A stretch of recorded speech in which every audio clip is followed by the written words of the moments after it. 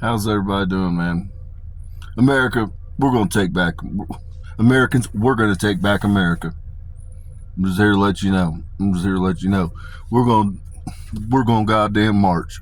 We're going to fucking march 2027. We're going to march on Memorial Day weekend. We're going to march on Labor Day weekend.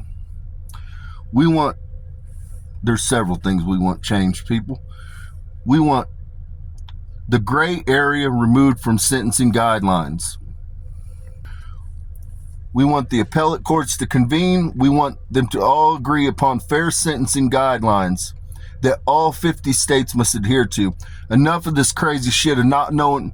And with this comes a whole lot of stuff, people. For instance, Indiana, we are strict as hell against marijuana. They'll still give you a felony on marijuana on a small amount in Indiana.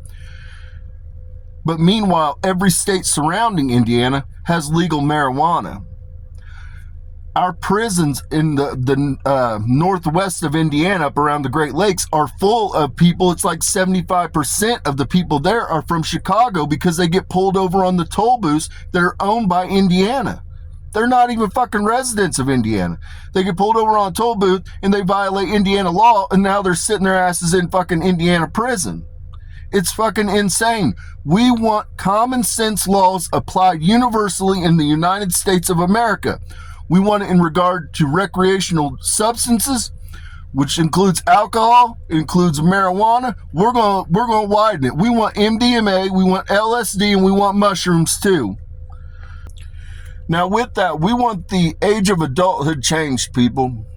18, man. Everybody think back to when you were 16, 17. You were a fucking idiot. It doesn't excuse the things that you did, but you were a fucking idiot. Everybody goes through that phase where they're a fucking idiot. And most men don't have any common sense until they're about 25. I'm just here to let you know. We want the age of adulthood changed to 21 years of age. And we want anybody that's convicted of a crime, say you got a murder situation, a young man, 16, 17-year-old commits murder.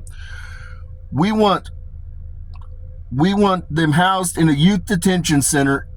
Anybody under the age of 25 is to be housed in a youth detention center. I personally knew a kid, I'm not going to say his name. He was drag racing a car. I was incarcerated with him. He was drag racing a car, and it was a tragic deal. They lost control, and the passenger passed away. And anyhow, he ultimately went to prison, and he was 19 years old at the time. It happened when he was 17 years old.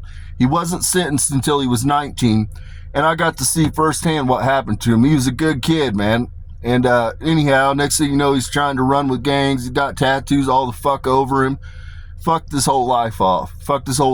He turned what was a 4-year sentence. He had a 4-year for manslaughter. He turned it into an 8-year sentence, people. I've seen it happen time and time again. These kids need to be housed in youth detention until they're 25. They do not need to be in there with goddamn people on the fucking installment plan and lifelong criminals. It sets them up for failure. Most of them, if you have a murder charge, we want to see a parole hearing at 25 years old. If you catch a murder at 15, 16, 17 years old, whether it be manslaughter, whatever the hell it is, we want to see a parole hearing happen for that young person at 25 years of age. Now, moving on, we're going to restore gun rights for everybody.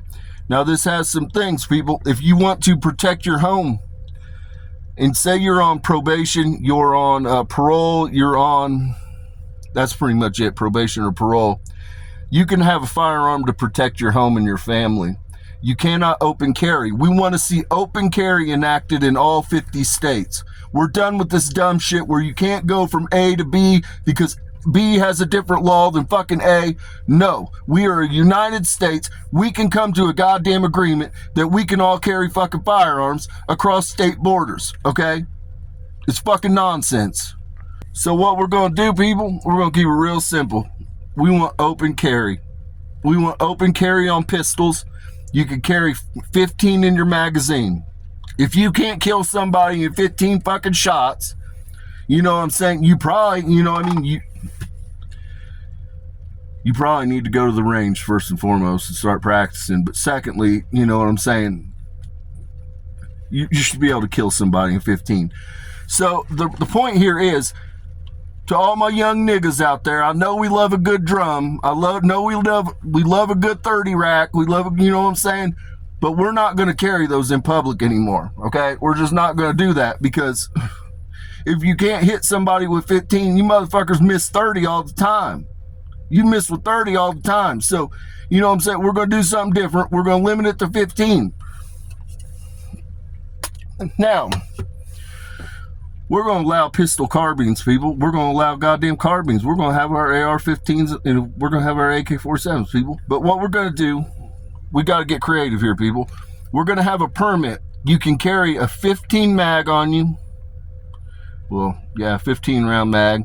And then you can carry a backup 15 round mag. What we're going to have the NRA, or not the NRA, but the ATF do, is they are going to fucking send you credentials that you wear around your neck. So if you are openly carrying an AR-15, your credentials have to be hanging around your neck so that we understand, okay, that person has a permit that they paid for.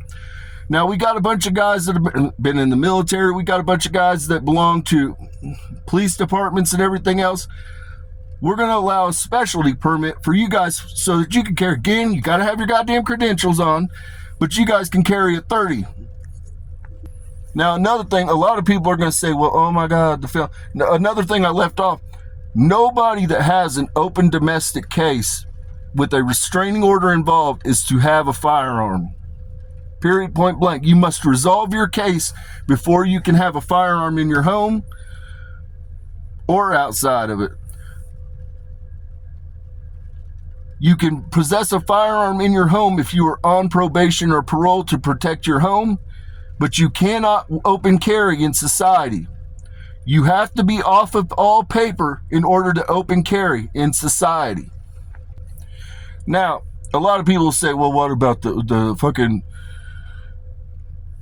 probation people, the felons are going to shoot, they're going to shoot it out with the fucking cops.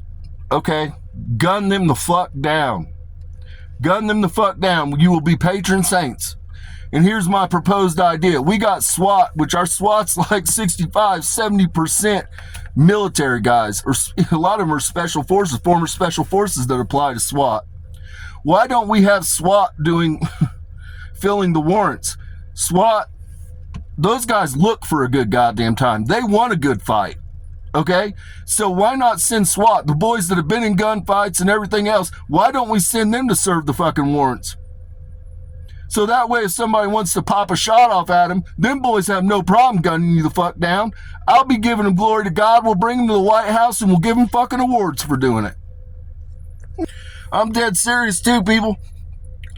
If we got all these fucking weirdos that are disenfranchised, that are mass shooters and shit, I want everybody carrying a goddamn firearm.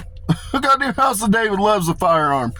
We want everybody carrying a firearm. And when we get one of these weird fuckers out there that's just like, hey, you know what, I got malice of the mind and heart, I'm gonna go kill some innocent people today, we're gonna gun them the fuck down. And when you gun them the fuck down, we're gonna commemorate you by putting you on a goddamn American quarter. Ultimately, people, what we're after is, we have Jim Crow and sundown towns still in existence in Indiana. I mean, not just Indiana, in the United States, period. We want all this shit wrapped up. And so the problem here is there's a gray area in sentencing guidelines, people. There's a gray area where, I'm familiar with old sentencing, where we'll say it's a B felony, where you're looking at 6 to 12 years. Well, it's then the discrepancy in the discernment of a judge oftentimes to assign that. You'll sign an agreement that says an open cap of whatever it is, 12 years, and then it falls upon the judge to use his discernment and discretion. Well, how is it that you can have two identical fucking cases, one with a black person, one with a white person. The white person has a paid attorney. The white person's getting goddamn 4 years, and the fucking black person's getting goddamn 8 years. How is this happening when the cases are mirroring each other? And it happens every fucking day. Anybody that tells you this is not happening, they're a bull-faced goddamn liar. It's happening every day in America. We want black and white sentencing guidelines. Just like when you go to goddamn Vegas, you sit at the fucking table and there's a buy-in price. I know that it costs $50 per fucking bet.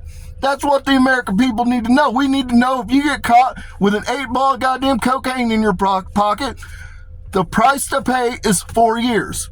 That's what the fuck we need, judges. We don't need extra shit. And then if you get out in 4 years you gotta serve, you get out in 2 for good time. That 2 years that you got off is converted to parole time. If you fuck up a year into your parole, you get caught with an 8-ball of cocaine again, you now get 6 years plus your 1 year backup time from the parole. So you got 7 years you have to do. That's what the fuck we need. We don't need a bunch of fucking discernment, and we don't need discrepancy. We want to see too, anybody that's under the age of 21, anybody under the age of 21 that commits an act of murder is eligible for a hearing, a parole hearing at the age of 25 and the age of 30. And we want all 50 states on board. You know, a travesty is anytime a person loses their life, it's a travesty, people. And when you have 2 young people that lose their lives, one who's murdered, and then ultimately you have the one that flushes their life away, it's a travesty. But the injustice that we're seeing is in the sentencing guidelines, where we're not seeing universal law being applied. What we need in the United States of America is the appellate courts to convene, and we need universal agreed upon law. We don't need any goddamn gray area. We don't need any gray area, and this is really simple to make happen. Everybody just has to get together. Everybody just do it democratically. You bring up the charge. What do you think the charge should be? A, B, C. You put down so many years for A, so many years for B, so many years for C, and then you guys combine it, and then you just average it out, and you get a fucking total. And then that's what we apply universally across the United States. 90% of the fucking crimes committed, man, are black and white. Hell, a large of them are offenses. Offenses should not even be going to fucking prison, truth be told. An offense is something that does not have it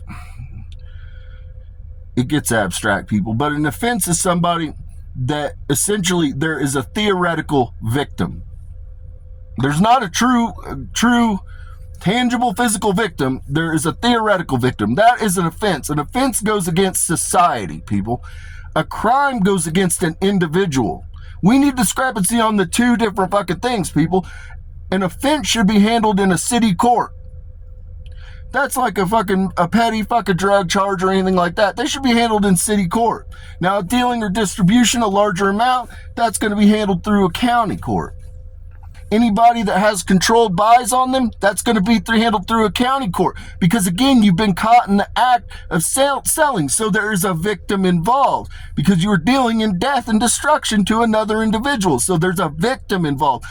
But most of the drug cases we catch, there's not even a victim. Most of them, it's the fucking victim is the individual. Now you can get hypothetical and say, you know, it gets gray where there's, as far as like, okay, you're driving under the influence and you have a child in the car. There's now a victim because you are under the influence. There's a victim in the car. You handle that differently. You just address it. That's not an offense. Again, there's a victim. So it needs to be handled as such, which there's crimes that they have specifically for if there's child endangerment. All you do is attach the damn child endangerment to it. Ultimately, we need an outline for what the price is to pay so that anybody that goes to court, they can't say, well, Your Honor, I didn't know. Ignorant, because you guys famously say ignorance is no excuse of the law. And that's true. It's true. But what happens is you guys have a lot of fucking gray area. There's a lot of wiggle room that's being abused right now. We are not seeing universal law applied. We are seeing it used indiscriminately to target minorities and socioeconomic classes. So we gonna march, my niggas. We gonna march goddamn Memorial Day. We gonna march in goddamn Labor Day of 2027. My goddamn everybody, I want everybody goddamn there because this affects everybody because it's socioeconomic. Socioeconomic no longer is just it no longer applies to race, people. Socioeconomics applies to wealth. Poor people. They're targeting poor people. Okay? That's why a person that has a private attorney is able to get a different goddamn deal when the law is supposed to be applied. Everybody's supposed to be given a fair defense. But why is it that we're seeing a massive discrepancy in the person that has a paid fucking attorney versus the person that doesn't have a goddamn paid attorney, where the state's providing their defense? How is it happening? How does that happen? I don't know. So my niggas, my Italians, my goddamn Jews, my fucking union workers, my fucking, my Latinos, my Hispanics, we gonna march. We gonna fucking march in 2027. We're gonna bring back goddamn civil rights because ultimately this is about equality. This is about civil rights because we're not all being treated equal and fairly. So with that, peace and blessings be upon your home. Oh yeah. AOC, it's time that we talk. It's time that we talk. You have my email.